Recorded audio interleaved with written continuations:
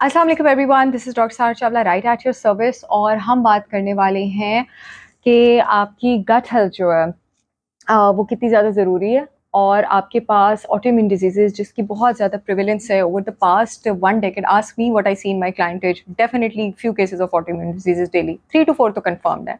All of them, most of them are associated with the leaky gut since 70% of your immunity comes from your गट।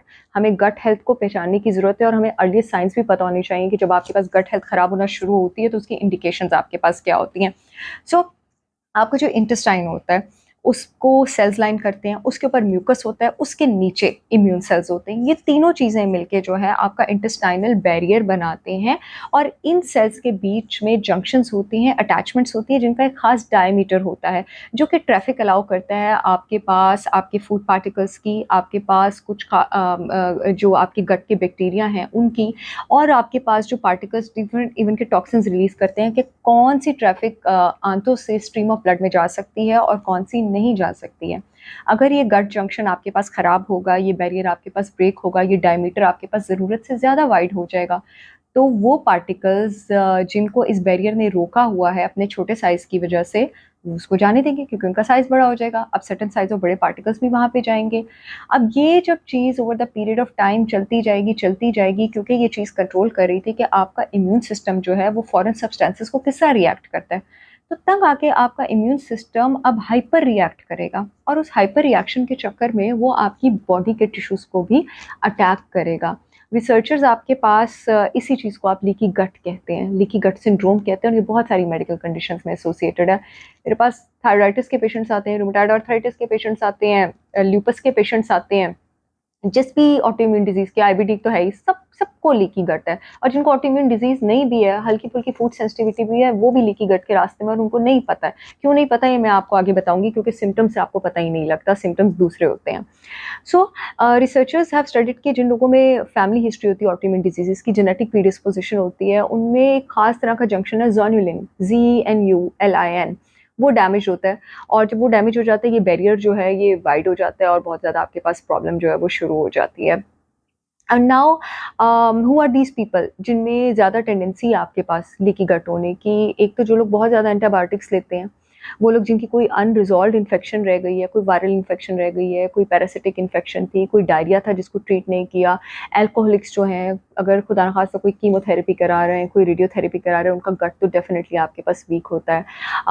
अगर कोई fungal infection हुई है, उसके जो release toxins हैं वो भी आंतों के बैरियर से बाइंड कर सकते हैं, उसको आगे जाके प्रॉब्लम कर सकते हैं। अगर आप बहुत ज़्यादा जंक फूड खाते रहे हैं बहुत अरसा, क्योंकि उसमें आपके पास प्रोसेस सोया होता है, जेनेटिकली मॉडिफाइड, और आपके पास उसमें रिफाइंड और प्रोसेस ग्लूटेन होता है, तो अब बॉडी जो है आहिस्ता आहिस्ता उस ग्लूटेन और उस सोया के साथ जो नेचुरल ग्लूटेन आप लेंगे ना, उसको भी रिएक्ट करना शुरू कर देती है और इसी तरह आप आखिरकार ग्लूटेन इंटॉलरेंट बन जाते हैं। अच्छे वाले ग्लूटेन को भी आप रिएक्ट इसी वजह से करना शुरू कर देते हैं। यही रीज़न है कि एक दिन सडनली आप उठते हैं, आप प्रॉन्स नहीं खा सकते, एक दिन सडनली आप उठते हैं, आप पिज़्ज़ा नहीं खा सकते, एक सडनली आप उठते हैं, आप अंडे नहीं खा सकते हैं, बिकॉज इम्यून सिस्टम अब रिएक्ट करना शुरू हो गया। और क्योंकि इन सब चीज़ों में एक चीज़ कॉमन है और वो है प्रोटीन, और प्रोटीन का साइज सारे मैक्रोन्यूट्रिएंट्स में सबसे ज़्यादा बड़ा होता है।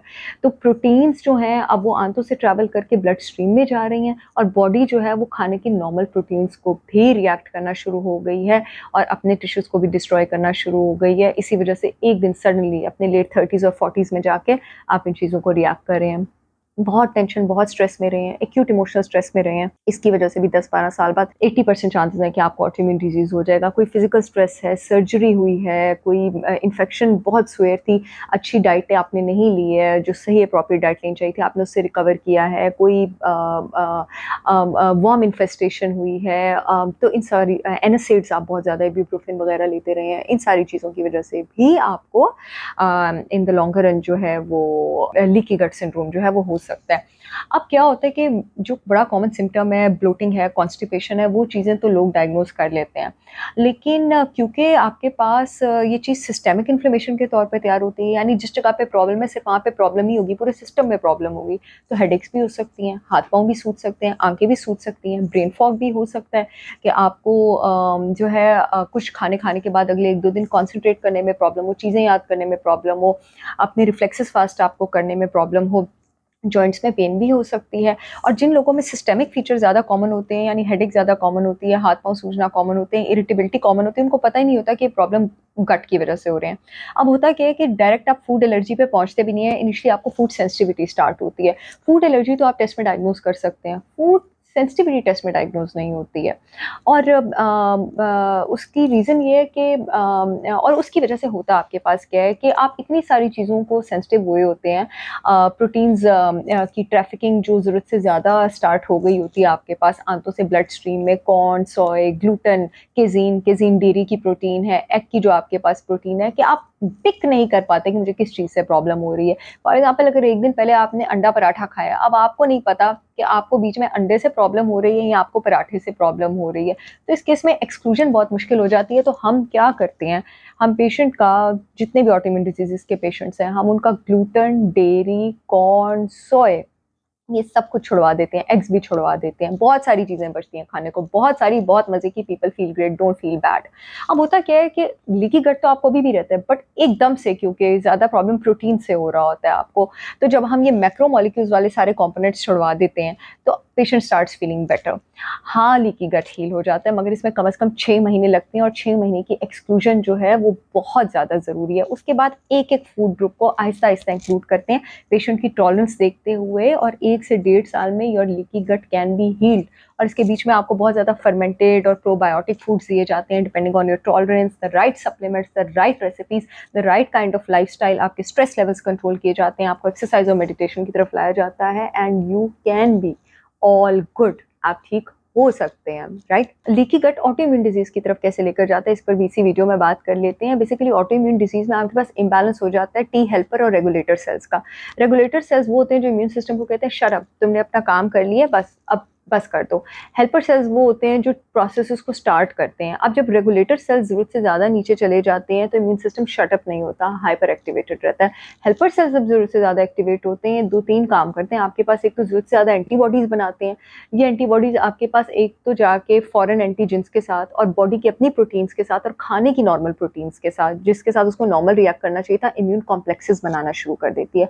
ये इम्यून कॉम्प्लेक्सेस जिसम में जगह जगह सिस्टेमिक इन्फ्लेमेशन करते हैं, वो सारे सिम्टम्स करते हैं जिसकी मैंने अभी बात की थी। और फिर ये एंटीबॉडीज दूसरा जो काम करते हैं, दैट इज मॉलिक्यूलर मिमिक्री, यानी आपके पास बॉडी के अपने टिश्यूज को भी डिस्ट्रॉय, इजी लैंग्वेज में बता दूं, करना शुरू कर देते हैं रिएक्शन करके। फिर ये टी हेल्पर सेल्स आपके पास जाके टी किलर सेल्स जो हैं उसको ज़रूरत से ज़्यादा एक्टिवेट करते हैं।